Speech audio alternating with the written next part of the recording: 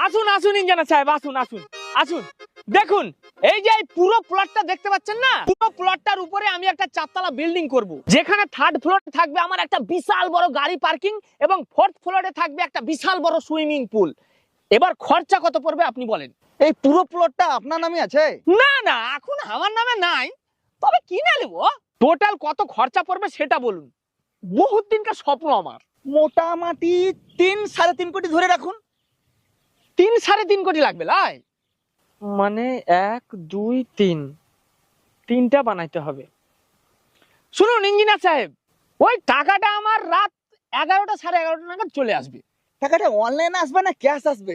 না না, ক্যাশ আসবে না, ডাইরেক্ট অ্যাকাউন্টে আসবে। ও, কেউ পাঠাবে নাকি? না না, কেউ পাঠাবে না। আজকে ড্রিম 11-এ 3টে টিম বানাবো, ফার্স্ট হলে ওই ড্রিম 11 বালাই আমার অ্যাকাউন্টে ভরে দিবে।